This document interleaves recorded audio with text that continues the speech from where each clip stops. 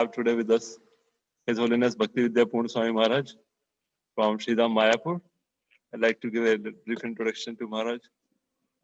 Maharaj appeared in 1955 in Santa Monica, California, USA, and he met the devotees at the University of Oregon in 1973, and then he joined the traveling Sankirtan party. In January 1974, Srila Prabhupada initiated him on the appearance day of Srila Bhakti Siddhanta Saraswati Maharaj and gave him the name Anudesha Vapu Prabhu. And since then, Maharaj served in making life memberships, book distribution, cooking as pujari, and sannyasi assistant to various places of India. In 1982, he became principal of Sri Rupanuga Paramarthik Vidyapith at ISKCON Mayapur, and he restructured the school with the help of His Grace Nareshwar Prabhu, introducing a more traditional Vedic style of education and renaming it as the Bhaktivedanta Village Gurukul. And he trains Gurukul kids to be perfect Vaishnavas, and especially he trains them in conducting the Vedic yagyas. So, in my college days also, Radheshampu had taken us to Maharaj Gurukul, and we used to have a session called the Jet Age Gurukul. So we were introduced to the kids at the Gurukul, and when we saw their lifestyle, their culture, we were so amazed because it's so purely traditional, purely Vedic, and it was a great inspiration. How even in modern times, that exact Vedic life and the culture can be replicated. So I was very inspired by that. In 1987, on the occasion of Srila Bhakti Siddhanta Saraswati Thakur appearance day, Maharaj accepted the Renounced Order of Life from His Holiness Srila Jayapataka Swami Maharaj. And currently Maharaj prepares courses in religious topics together with the philosophy in Mayapur, along with preaching extensively in various parts of the world, giving seminars on the topics of deity worship, Varnasram, Vaishnava etiquette, and so on. And Mayapur is Maharaj's main base. So whenever we get to go to Mayapur, and during Kartik especially, we get to hear from Maharaj, wonderful classes. And Maharaj has a great, art of presenting the spiritual concepts which are often confusing, like Varnashram and psychophysical nature, and what should I do, how should I do, why should I do, in a very simple way, in a very heart-touching way, and making us deeply think actually what is the core principle of devotional service, how to keep Krishna in the center and His pleasure in the center. So I feel very inspired, and we're very grateful to Maharaj that Maharaj accepted to give His association to all of us at Pune through this medium of Zoom network. So let us express our gratitude and welcome Maharaj to ISKCON Pune, Shri Shri Radha Vrindavan Chandra and Shri Shri Radha Kunji Vihari Mandir by loudly chanting at our own networks 3 times. Hari Bol! Hari Bol! Hari Bol! Hari Bol. Thank you very much.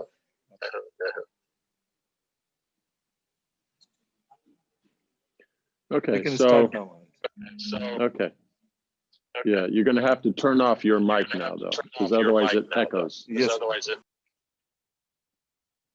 Okay. Means if there's a question being asked, then you put it on, but otherwise you keep it off because it's such a big hall, it echoes.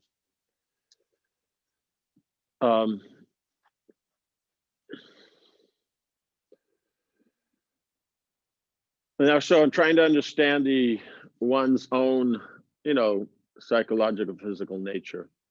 So that means then we're functioning in, the consideration of the Varnashram.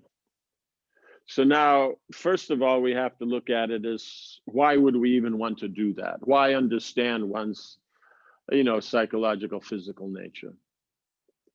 So the tradition is that since we're not the body and we're going to serve Krishna with the body, right? Because devotional service means engaging the senses and the service of the Lord of the senses.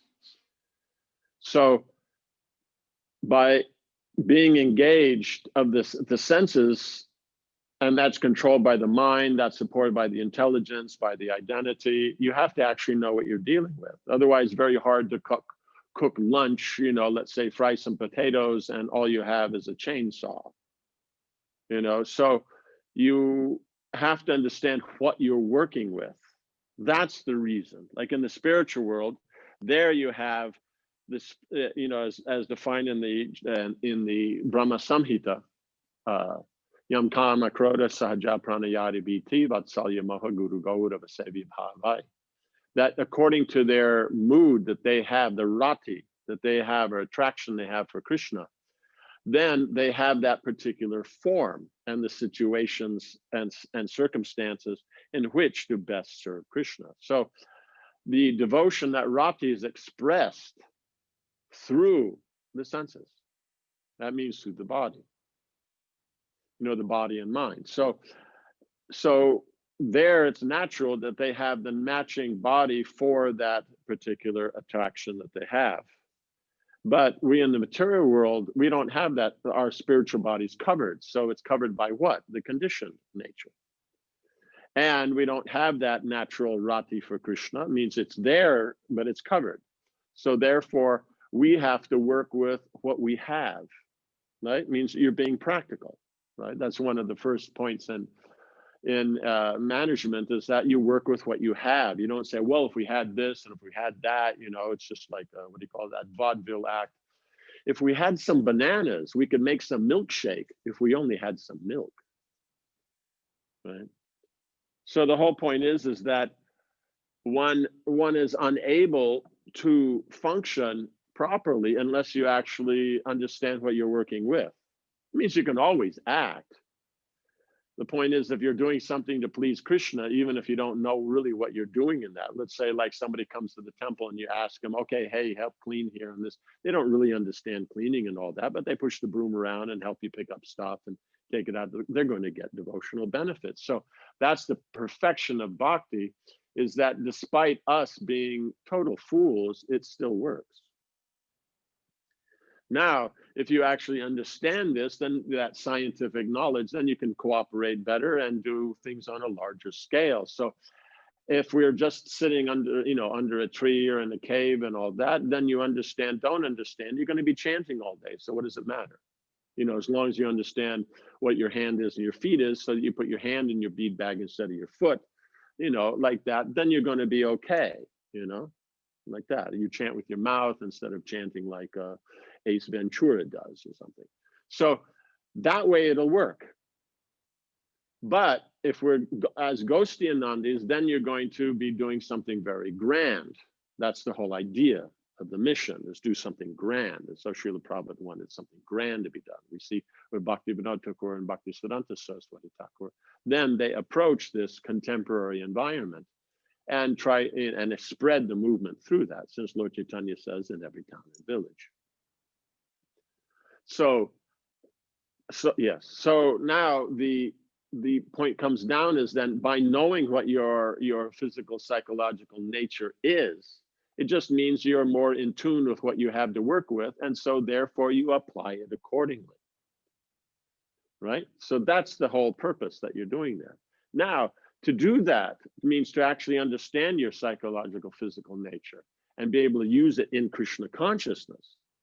Then there's a few things that are important, right? Because the mind has its business of accepting and rejecting. The intelligence has its business of, understand, how you say, pointing out what's the similarity between things and the difference between things. And the ego then is your identity, right? So the identity is necessary, because if you can't identify who you are as Patra in time, place, and circumstance, right? Or Kaladesh Patra, then you can't understand actually how you're involved, right? If you don't know who you are, if you think you're the chair, then now how does it work? Do you go under the chair and this chair is on top, or do you sit next to it? How does it work? You have to know who you are, right? So then in the Krishna book, the Prabhupada explains false ego, which is the demarcation between the spiritual and material existence.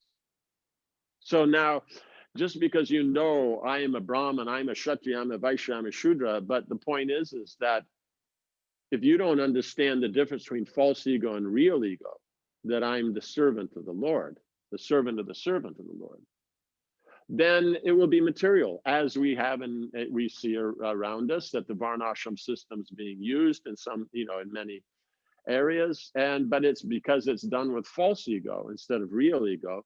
Therefore, it just creates problems. It means if they use it properly, yes, materially it could have some advantage. but we see is that it's not being used properly. And so it just creates problems. So for devotees, why create problems? It's already a problem being in the material world. So therefore, one has to understand it. To understand this, it's a servant, how to engage the mind and senses in body, mind, and words in Krishna's service. That's the only purpose of understanding it, right? Because to function in the modern society, you don't understand it, you know, you still get someplace and you can do something because it's just based on false ego. So that means you have to see how this will be used in Krishna's service. So that means it's not a matter of prestige. It's not a matter of, you know, authority, or, you know, that I'm going to be in control, or I'm going to enjoy better, any of these kind of things. So in other words, all the aspects of karma and jnana have to be thrown out, because we're dealing with Daiva Varnashram. Daiva Varnashram means the transcendental position of engaging the senses in the Lord's service. It's bhakti. So that means if it's bhakti, that means it's free from karma and jnana. That means bhakti is already free from karma and jnana. It's us who have to be free from karma and jnana. So because the position of Brahman, you can use that for Krishna or not, you know? So that's the whole thing. It's just a matter of why is being done.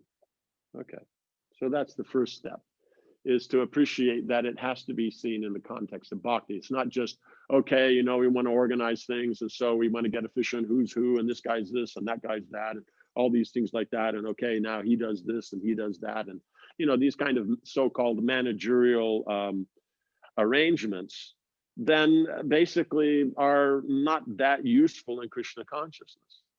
Because then it will be, oh, that stigma, oh, he's this, so he can't do this, he can't do that. And because I'm here, I can do this and I can do that, and I'm so special, and look at me, and hey, mommy, you know, aren't I doing great? You know, all that kind of stuff. So that's what you have to avoid. Otherwise, it will fail miserably, guaranteed, right? They've tried it in so many other places, you know, to try to establish, they always talk about it, and then they go and, okay, so you're this and you're that and all these things, and it never works. I mean, just literally never works. So if you want to make it work, that means the potency, purity is the force, right? You know, it has to be based on Shastra. It has to be about its connection with the preaching movement, as I said before, the Gosti and Nandi, like that. You know, it has to be, you know, based on Prabhupada's books, all these things. And the purity is what will make it work. So purity in trying to please Krishna. If it's just another way to somehow or another make yourself special, then, you know, good luck. So now if we're going to look at the Varnashram system, so then the first thing we have to look at is, well, what are these positions? It has 8 positions. What are they for? What do they actually do? How do you identify them?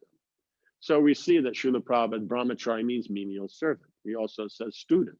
So that means menial servant means he's just doing what needs to be done. He just does what needs to be done. And he's studying, trying to understand Krishna consciousness and all that. So he's not a full-time student that he doesn't do service like we see in the modern academy. And he's not just doing menial service and not doing any study. It's the combination of both, which we're not used to. We're used to is that if you're studying, you don't do anything else. I've seen it. You go to you know, the local Hindu houses, and when it's exams, the kid doesn't do anything. He can go to bed whatever time he wants. He gets up whenever he does get up. His mom's right there with things to eat. Everyone's asking if he's okay. He's got his own little room. He's studying and out all day, and that's all he does. And that's it. And so then we may get that idea. Yes, I'm studying, so, you know, I have to have my own room, my own this and all that. Brahmachari means he can sit down in the brahmachari ashram in the middle of all the brahmacharis and study. That's a brahmachari. If he has to be in his own little room and all that, and otherwise he can't study and all that, that's not a brahmachari. It might be a vanaprastha at best, but good chance it's more of a grihastha. Unmarried, of course, but whatever. So that means he does the work when it's time to work. He studies when it's time to study. He does, you know, he does a sadhana. That's a brahmachari. So this whole thing of, well, you know, here's this and who's senior and I'm in charge and who's this and why we can't get along. That's not brahmacharya. Bachelor maybe, but not brahmacharya. Brahmachari is a menial servant. That's his identity. Remember we mentioned before about false ego? So the real ego means I'm the servant of Krishna, and the brahmachari ashram is an opportunity for me to very nicely, obviously practice being a servant and trying to know about Krishna. So he's just engaging his senses in a limited form, just within the context of the temple and the preaching activities. So it makes life very easy. He's dealing with the direct activities of devotional service, right? So that's the advantage of the ashram, is that when Krishna says that you should understand that he is everything, whatever's of value is him, otherwise it's illusion, and that he himself as a person is separate from everything, even though everything expands from him, it's him, but he him as a person is separate, his personality. So at all times, all places, all circumstances, directly and indirectly, you should understand this fact. So brahmacharis, vanaprastha, sannyas is more about the direct. Grihastha then means, then you're dealing with the direct, but you're dealing with a lot of indirect. Because the house is yours, the money's yours, the family's yours, you know, all the different things are yours. You're calling the shots of what I do, you know, and all this, you know, all that kind of jazz. And that's one of the ideas of the Grihastha. You know, I'm in the brahmachari ashram, so restricted. The temple commander tells me what to do, and this, I want to be free and do whatever I want. So I go out and I get married, and now I get a new temple commander that just happens to have long hair and spends a lot of time combing it. Like that. And that temple commander is 9 times more strict than the temple commander in the temple. But hey, that's Maya. That we don't understand what we're dealing with. We think I'm independent. You're never independent. We're the soul.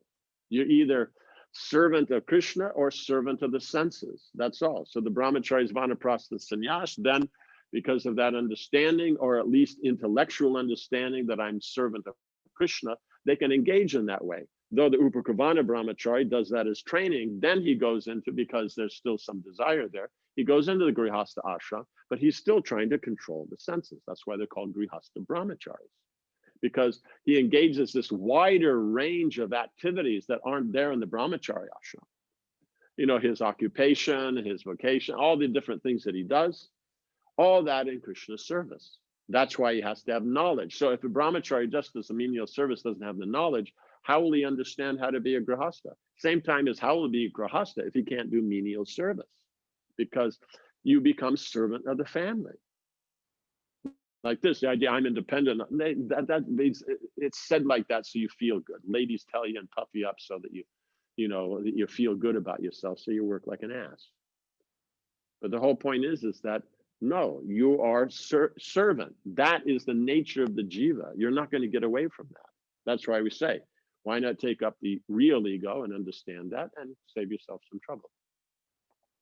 So then the ego that's there, then we have to see I'm servant of Krishna. Therefore, now I'm engaged. Before I engaged in a narrower range of activities, but more direct activities, just hearing, chanting, doing temple service, preaching. Now I have those in my life, but I've added into it this wider range of indirect activities, you know, of family life and the social and all these things that go along with it. So, but now I still see it in connection with Krishna, because Krishna is what I still value in these things, right? It means let's say the companionship of the wife, but the point is Krishna, companionship comes from him. It's coming through the medium of the wife. But that companionship that you find in the wife that's attractive, that's still Krishna. But the living entity that you're interacting with gets the credit for applying that in that. So it's not, oh, it's just Krishna, so I don't care, or it's the wife. No, you have to balance. You know, the wifeness comes from Krishna, but at the same time, there's a living entity there that's taking up those duties and those roles. And so therefore, then following that, then you're able to see that in connecting with Krishna. It's indirect, because it's not directly Krishna, but it's Krishna's energy. So then you see it connection to Krishna. You maintain your Krishna consciousness. Then, so Grihastha life means engaging, you know, your senses and facilities in the Krishna service, right? Because you have to do it now. There's not someone telling you what to do. Of course, the wife is telling you what to do, but we won't bring that up. So then Vanaprastha, then that means, so that's engaging the sense. Vanaprastha means how to again bring the restriction of the senses back more focused on the direct activities. And, so it's renunciation is the main thing of the Vanaprastha. This is from Manu. Renunciation. So that means that still, Grihastha is yours, and then you act to gain that. Then you get the results, then you give it to Krishna. So that's renunciation. Sannyas means it's Krishna's from the beginning. So the brahmacharis and the sannyasis are acting in that capacity. Vanaprasthas are then the point where you switch from renunciation to sannyas, that I'm doing this to please Krishna directly. It's all Krishna. I'm making money. It's only Krishna's money, right? You may have some dealing with it, control with it, but it's still, it's all for Krishna. And so then one has to be very honest and straightforward in these things to make that switch. Otherwise, yeah, you can tell yourself, yeah, I'm fabulous, aren't I great? And, and you'll find a few friends who will also tell you that. And then there's reality, right? So Vanaprastha is for pulling the senses back in to a more direct lifestyle and only maintaining the indirect how much is necessary, right? Because the brahmachari is just taken care of by the temple. Vanaprastha is generally they take care of themselves. So only how much you need to maintain. You're not trying to expand and take over the world and everything. Then sannyas is indifference. Indifference means you're not worried about material gain, but you're also, if it does come, you'll use it in Krishna's service. So Vanaprastha, you're trying to actually reduce and not get involved. Sannyas means it's indifference. If it comes, you use it. If it doesn't come, you're fine. You're not interested in material things. You're only interested in spiritual. And those who are material, you're not interested in them. So it's indifference is the prominent quality. Of course, they're renounced because they're not dealing with much, but so is the brahmachari. So is a properly situated vanaprastha, right? And the grihastha also only engages how much they need of their nature in Krishna service. Okay, so that takes care of that side. That, so the sannyas has that freedom to just be involved in direct activities like the brahmachari, but not worry about any of the other activities. So he's like the brahmachari now in that, he's self-directed. Just like the vanaprastha is self-directed, but trying to come towards that. Grihastha is self-directed, but the brahmachari is not. Okay, then we look at the varnas. So the Brahmin means he studies, he teaches. That's the essence of a Brahmin. If you have any other idea about it, then you have the wrong idea, right? This is Manu. Manu then mentions what's the essence of each position. And only starting from that, then you can add in anything else. And if you start from somewhere else, you will be wrong, you will fail. So studying and teaching, that's what they do, right? And so that means then they apply that. That's the essence. So they've studied, they may be doing pujari work, they may be doing preaching, but if you don't study, how do you preach? If you haven't studied, how do you do puja? If you haven't studied, how do you do a yajna? Right? If you haven't studied, how do you organize things to, organize the Sankirtan or the temple or everything like that? Point is studying and teaching is the essence, not management.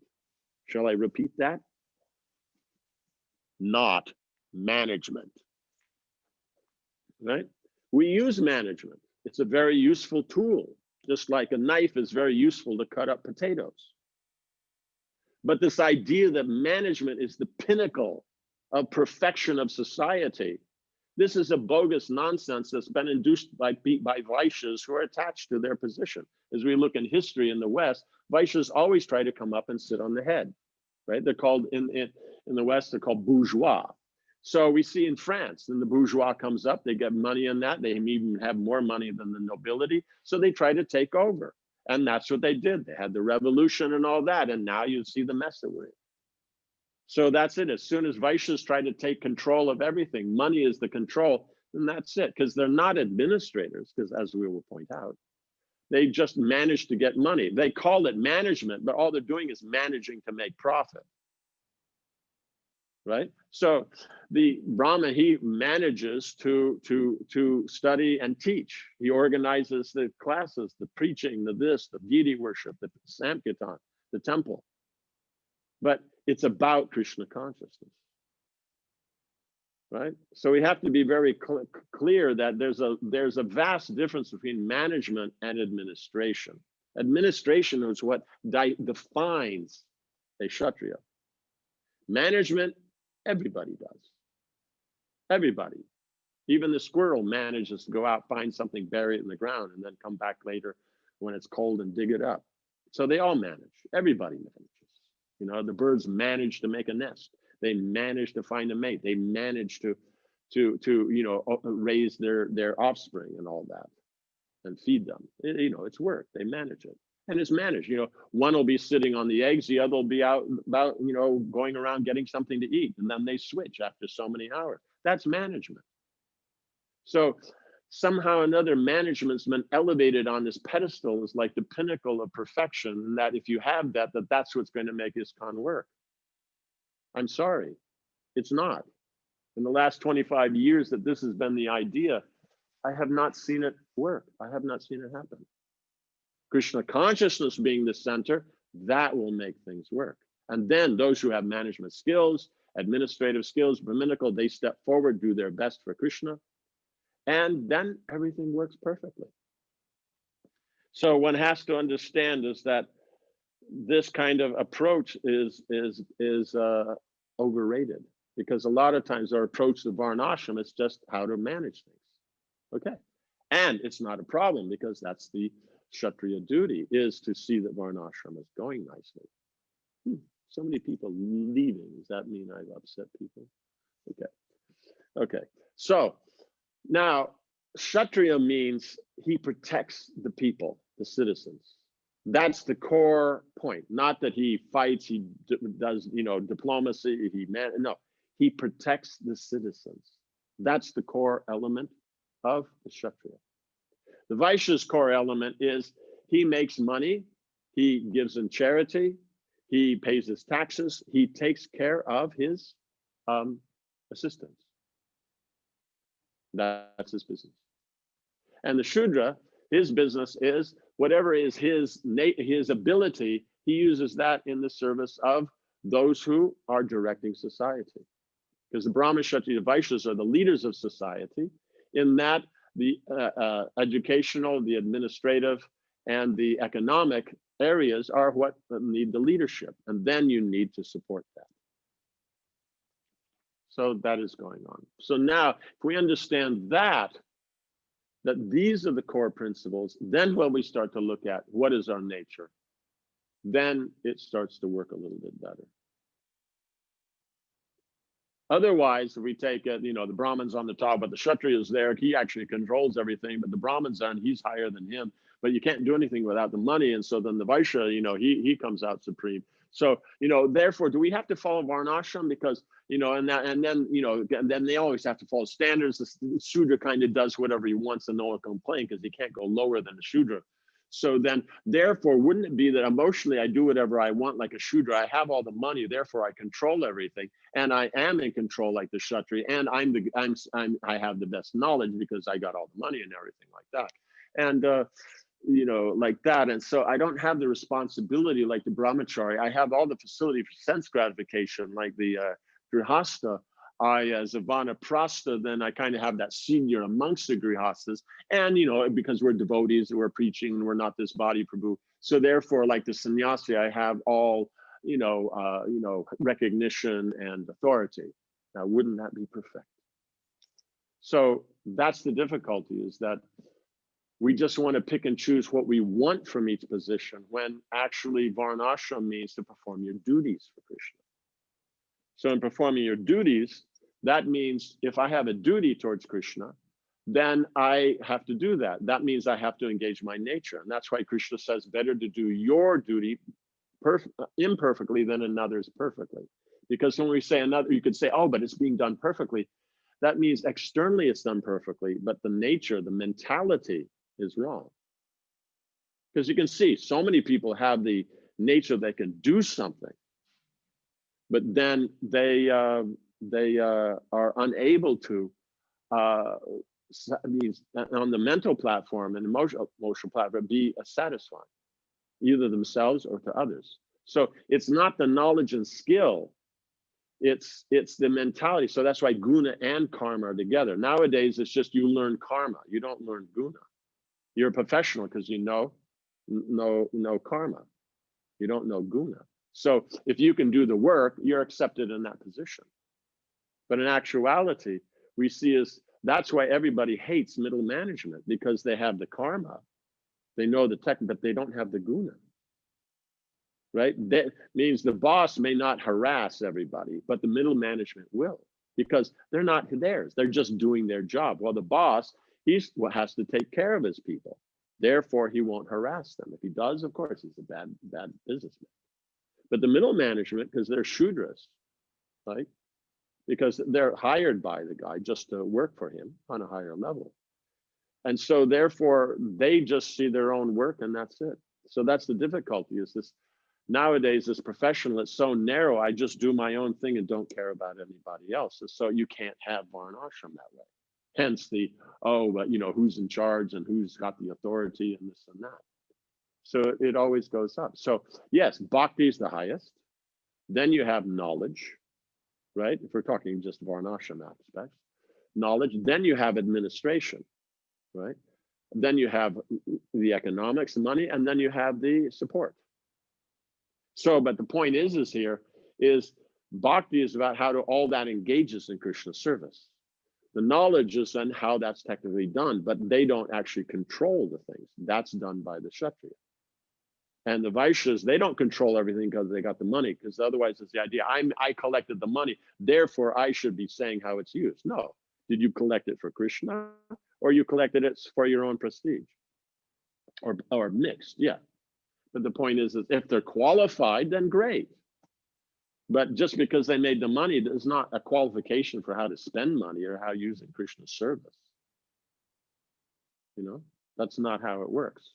You know how to make money, doesn't mean you know how to spend money. Otherwise, there's so many people who make money and don't know how to spend it. They spend it on stupid stuff. Like you go into these, well-situated houses. I don't know if it's like this anymore, but I remember seeing it before. You go around to houses and there'd be this one shelf, in the, kind of like wherever they host people and all that, one shelf of empty hard liquor bottles. The whiskey and all the different things that are not wine, just, it has to be the hard stuff. Empty. That means they've drunk them, but they want to show everybody how we've drunk these things. And they're very expensive. So, ooh, these guys are, these guys are rich. So we have to understand is that it's just a matter of the certain. Look at Yudhishthira Maharaj, how humble he was. Karna would not fight with Yudhishthira Maharaj because he considered he was a Brahmin, not a Kshatriya. So he would not fight with him. He would fight with Arjuna or Bhima, no problem, but he would not fight with Yudhishthira. Like that. So the point is that Kshatriyas have that humility. We see that in the Bhagavatam, Maharaj Shibi, Maharaj Nimi, all these, that they all have that submission to those who have more devotion or more understanding themselves. They try to bring their life in line with that and make their management decisions and that based on that. Okay. So these are, you could say, the core things to understand how to understand the nature. Then it's a matter of looking at things. Okay. Brahmacharya, that everybody should go through, because by doing that, then you become properly situated. Prabhupada says good first-class brahmachari makes a first-class grihastha, right? Second-class brahmachari, second-class grihastha. 10th-class brahmachari, 10th-class grihastha. Why? Because then one is controlled in the senses. One knows, there's 6 things that Manu explains as the training of the brahmacharis. So the first is respect. If you don't have respect, then you won't progress in any field. Without respect, you can't do anything. You can't function. Because if you don't respect even the tools you're working with or the people you're working with or the goals that you want to get, you can't function. The first thing is respect, right? Second thing is that things are based on the Shastra. You study the Shastra. So if it doesn't have a Shastric base, it's not so important. Third thing is that then you have a service attitude, that you're willing to do service. Not that you have to do and I don't want to do, I'm doing it, but I don't want to do it. You actually are comfortable doing that service. The fourth is you actually apply that practically and do service. The fifth is that you control the senses. So they're only engaged how they need to be in the Lord's service. And the sixth one is one understands one's position and therefore what's the appropriate way to behave and dress in that particular environment. So you're cleaning, you put on your gumsha, you're going out preaching, you put on your, your cleanest and nicest clothes, wear them properly, all these things. You can understand what to do when. And if you have these six, then you can be a grihasta, you can be a vanaprastha, you can be a sannyas. But if you don't have these, you'll be bad at all of them, right? Because as a grihasta, if you don't have respect for the environment, for your things, for your wife, for your kids, you can't function. If you don't base things on Shastra, you will be lost. If you don't have the ability to function and work, you're lazy, then what woman will be satisfied? How you'll take care of anything? If you're not working and doing something, you won't get anything accomplished. If you don't control the senses, you can't actually be a good grihasta, because if you have uncontrolled senses, it will bite you. So you have the fidelity to the wife, you have what you do at what times. As you're working very hard. You can't just go out and enjoy yourself. You can't just spend all the money. You have to invest it. So you have to control, and you have to know how to dress for the particular time and circumstances. That's why you see for most men, the wife has to tell them how to dress. Because they don't know. I mean, it's fine if she's giving her preferences of how she likes her, the family to dress. That's fine. But he knows dress, so okay, she'd rather have it like this than this. Okay, that's fine. But if he doesn't know at all, he thinks, why is she always telling me? I'd like to pick out my own shirt for once. And this is a bad grihasta. Why? Because he was a bad brahmachari. He doesn't know how to dress. So without that, then you can't. Then we said before, Vanaprastha is pulling these things in. It's now going more to the direct activities of respect of the Vaishnavas and Shastra, based on studying and teaching again Shastra. Because we see the Brahmachari, Vanaprastha, Sannyas, and Brahminical position in the Varnas. These four, these are Brahminical directly, right? And so then we see, so we see it takes up half of what's there. And then Kshatriya is one part, Vaishya is one part, Shudra is one part. And the Grihasta means then they're of those four, right? Because Brahmachari, Vanaprastha, Sannyas, you don't really identify them by being a Brahmin, Kshatriya, Vaishya, or Shudra. It means you might see tendencies that they work in this area, that area. So you give them those things. It's the Grihasta that they make their occupation. So you're called a Brahmin because of your occupation. But a Brahmachari, Vanaprastha, Sannyasis, there's no need of that. So for us, it's about the spiritual development, the development of the mode of goodness. So it works very nicely. So we see is that the Brahmachari is the basis. And if that's there to the degree it's there, then that degree, then we have the Grihasta ashram working nicely. Then if Grihasta ashram works nicely, then we can be a good Vanaprastha. Because Vanaprastha means you're pulling back the senses, not I'm frustrated with this wife and kids and all that. So I put on orange, I'm renounced, I moved to Vrindavan and I'm there and, and all that. And then 10 years later, you see him in the rickshaw going by with some Russian, brahmacharini. Hey, what has happened there? So it was is that, okay, this woman's bad. So all women are bad, this and that. And that, oh, this woman's nice. It's got to be, no, I don't need the sensual, support of women like that. The wife is there, they've been a companion all the way through. So together they're in Krishna consciousness as Vanaprasthas, that's fine. But it's not about sense gratification. So if it's just I've given it up because it's troubled, then that's mode of passion. So mode of passion will come back around and bite you. Goodness doesn't bite, right? It keeps you in the material world in a good position. So only pure goodness is the perfection. Right. So so that means then we have to look at brahmachari. Do I need to be, do I have an interest in marriage?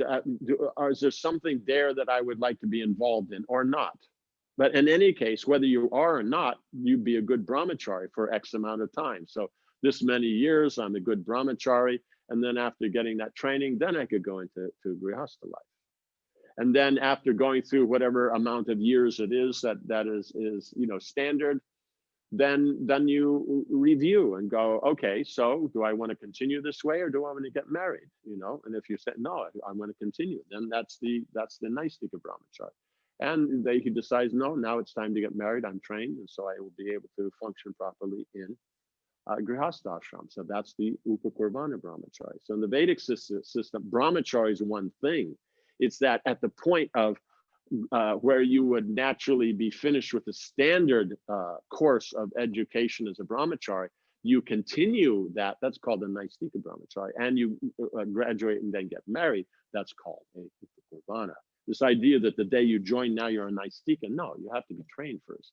Naistika means he understands I don't need to be married. I realize that I realize what's to be gained from vanaprastha, from grihastha life. While the upakurvana, he understands what's to be gained, but hasn't realized it. So by going through it, he realizes. Like that. Vanaprastha means now you're older, the kids are there. It says, there's no need to now, develop an empire. You just maintain yourself. Now let the kids move forward and everything. That's vanaprastha. Sannyas means I don't need to be involved in anything in this world. Right? So like that, then you can try to understand and situate yourself. Okay. So any questions on this?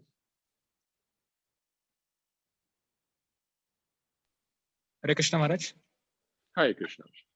Maharaj, we have received around 6 questions on chat. So shall I read one for you? Yeah. Read the first one and then go, just one after another. Read the first one. Maharaj, the first question goes like this.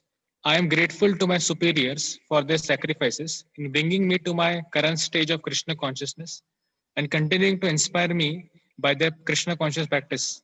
In last 1 year, I underwent certain loss of faith or trust upon few superiors after observing some of their behaviors and hearing their lopsided explanations of Krishna consciousness.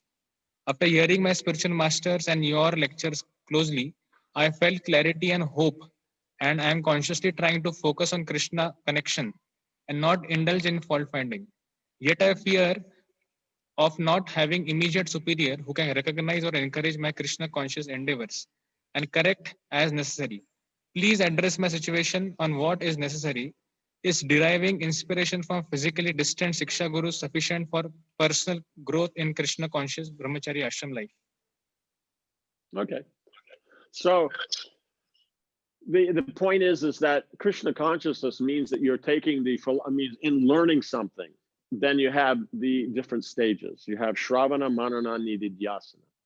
So Shravana means you hear, you remove doubts so that there's a clarity, right? It's clear what to do.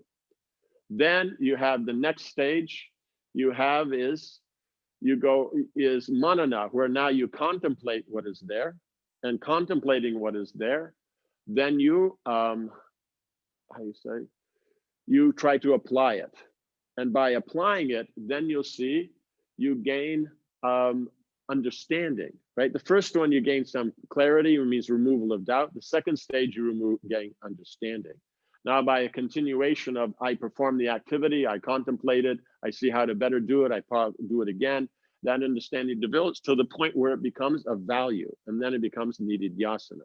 Now you will act according to that, no matter what the situation.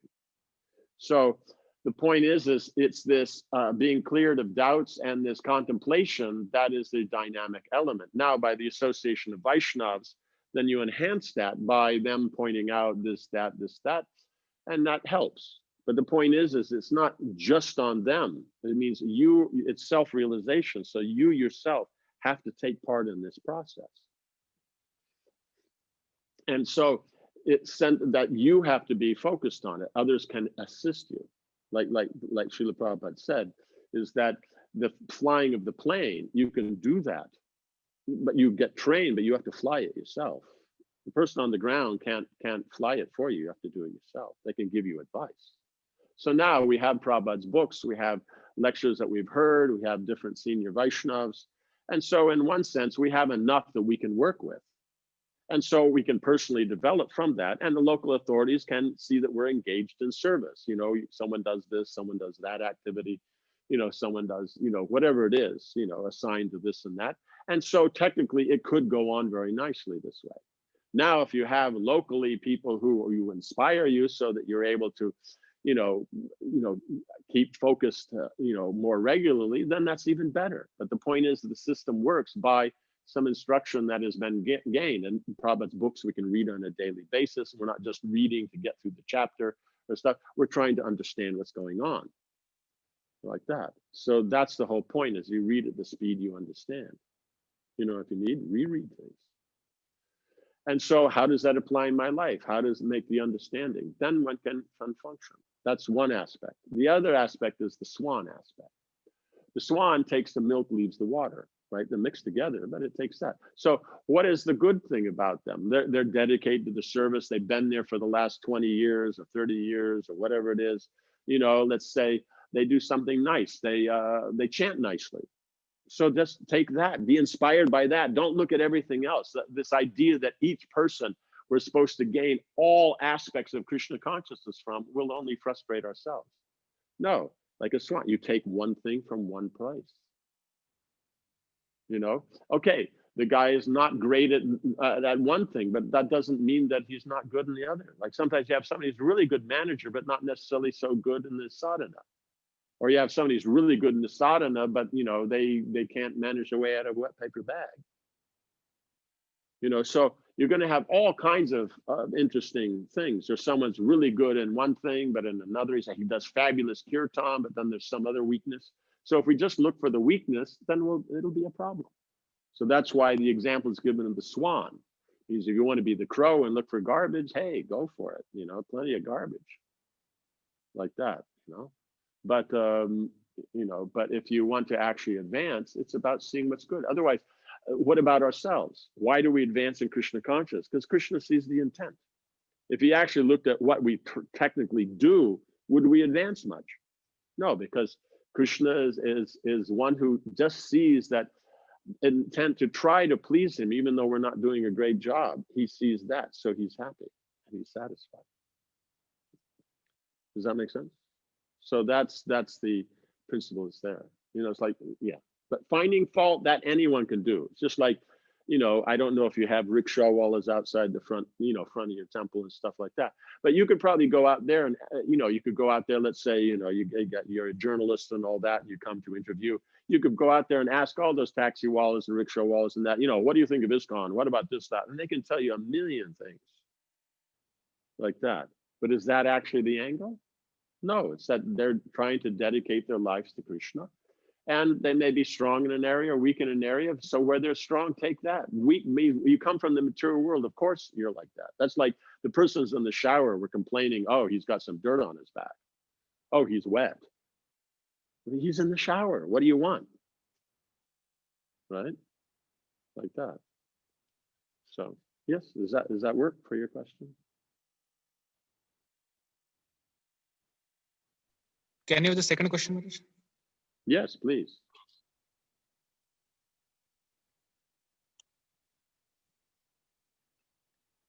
When our both conditioned and spiritual nature is present, how one can act spiritually at a given moment? Yugalesham Prabhu, I can add one question to the first one. Yes, please, please. Maharaj, Dandat Pranam Maharaj. I'm Dr. Okay. here. Okay. Maharaj, one of the first aspects of the first question the devotee asked you is about there were 3-4 very senior devotees in our ashram who have moved to the next order now. They have gone to the Grihastha ashram. So some of the counselees feel a bit loss of shelter of those devotees because they got a lot of love and care and personal attention from them. Now they have moved to the next ashram. So now they feel a little bit disoriented. So therefore, he was asking that some of them derive a lot of inspiration from your lectures. So how can those who have been receiving shelter for over a decade from somebody, suddenly if they feel loss of shelter, how do they become stable? That also is a part of the first question, Maharaj. Okay, yeah, no, good point. Okay, so in this, one is that, is it, we have to look at some aspects. Now that this person has given a shelter for this 10 years, and personally gotten involved in our life and live in the same lifestyle in the same space and all that, that's a very nice thing. So we should take that as an addition, right? Okay, let's say we have 100 years of our life, so 10% of our life, you know, they've given and we've got the benefit of, right? So now that is a benefit. That's not a right. So the point is they have their life, you have your life. So in their training as brahmacharya and all that, as an upakurvana brahmachari, then they've, you know, put in the time to help others. So they were advanced. So because the fourth stage from nididhyasana is now you teach others and make them like yourself, right? So they've done that for you for 10 years.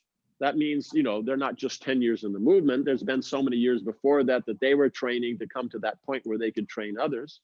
And they benefited you. That is a benefit. That's mercy. That's not, oh, it's my right. Unless they're there, then, you know, this is all nonsense. We have to understand we're not the center of attention.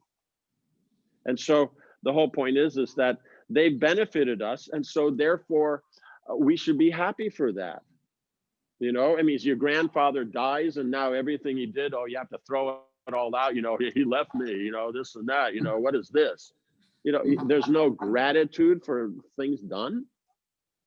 You know, we're not the center of attention. That's the difficulty with this modern contemporary social structure that's going on now, is that it's all about myself. It's all self-centered about, you know, what's good for me and this and that. And I showing off, hey, I ate this today. And then the other, oh, wow, that's fabulous. And they show it, you know, it's all about yourself. It's not about that it's not actually sharing. You know what I'm saying? Yes. So that's the whole thing. They get into this, that it's my right that somebody's going to be there and do everything that I should do, even though I don't always do it. You know, whenever I feel like it or can, I do it, but they should always 100% be there. Then I'll be inspired because I'm so fabulous, because I'm the center of the universe. So they have to be able to be grateful. That was so nice that he spent 10 years of his life doing that. And then when it came to the point where he felt he was trained enough, now he could function properly as a grihastha. Now he moved on. Others would have just been in the ashram 2 or 3 years and become a grihastha. This guy put in 20 years and being an upavana. Then we got trained. We got some benefit. Look at the nice side of it, rather than, oh, I was lost, I'm here and that, you know, no one's there to tuck me into bed at night and pat me on the head. You know, it's like kind of like, you know, you're a brahmachari, get it together. You know? So the point is that we had that. That's fabulous. That's the point of Vaishnava Seva. That person is still there. You have something to ask him. I'm sure you can still go ask him if you want it, right? You know, you'd have to work it into a schedule when he can be around the temple. He's not just right there at any time whenever you feel like it. You might have to make it. But I'm sure that they're coming around. You'd be able to sit down if you really have that. You can do that, and they won't have a problem.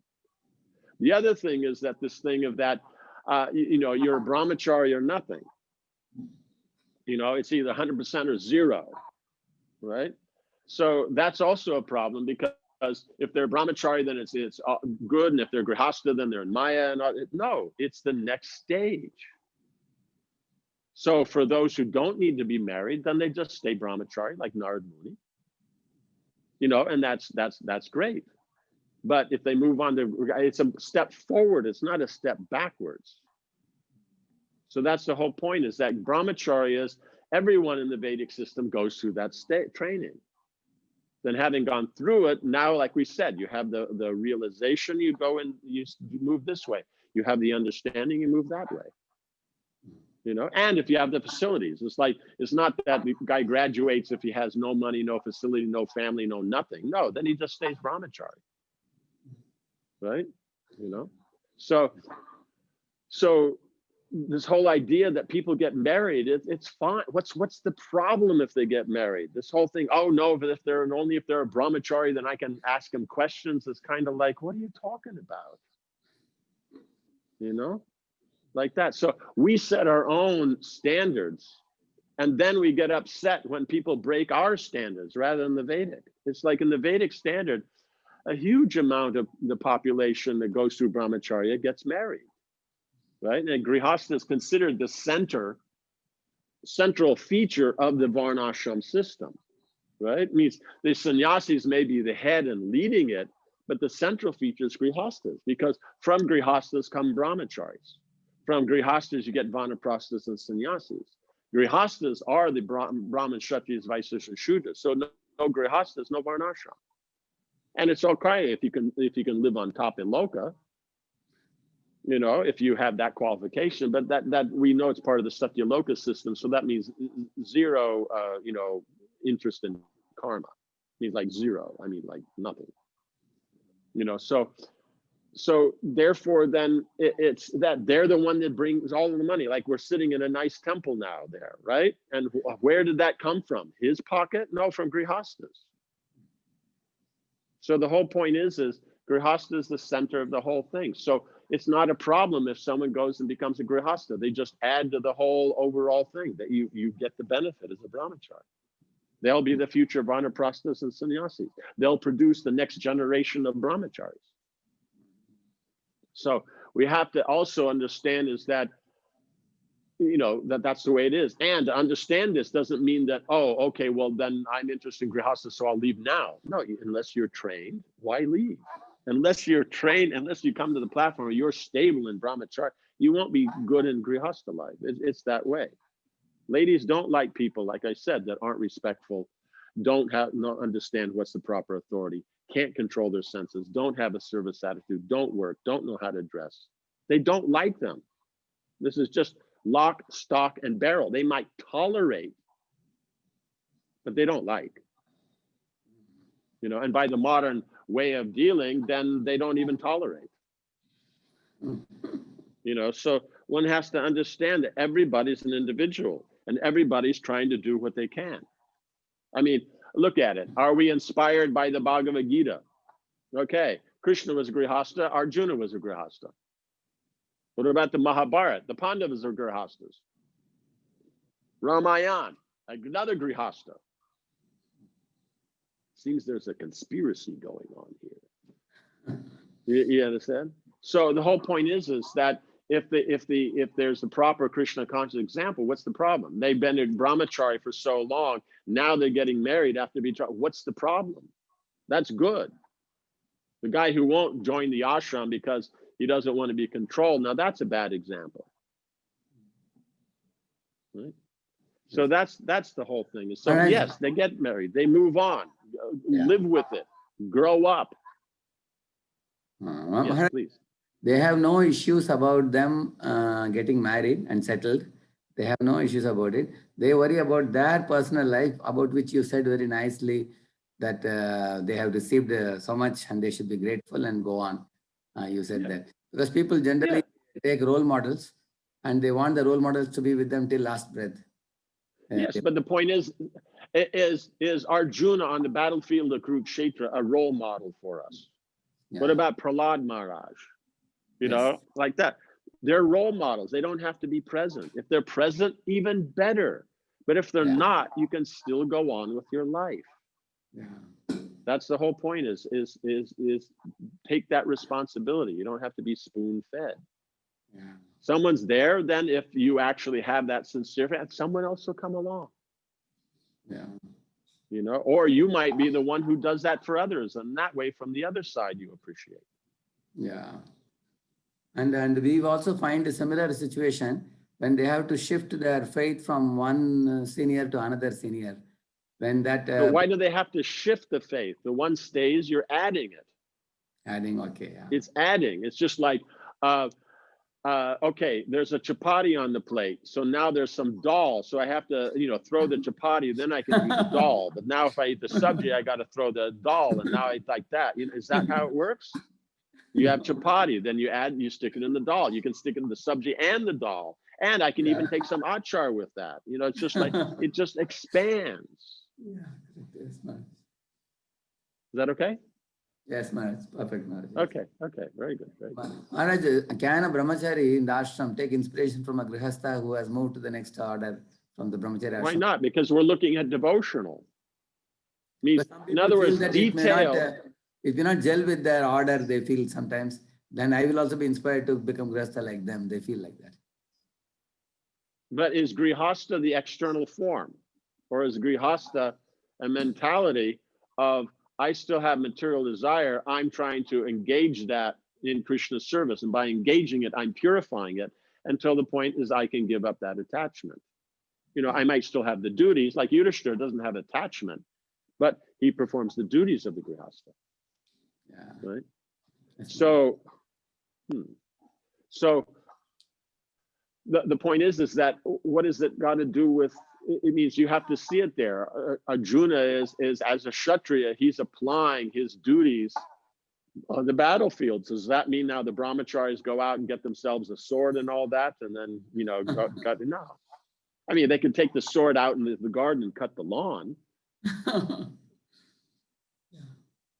Yeah. Do you know what I'm saying? Yes, Maharaj.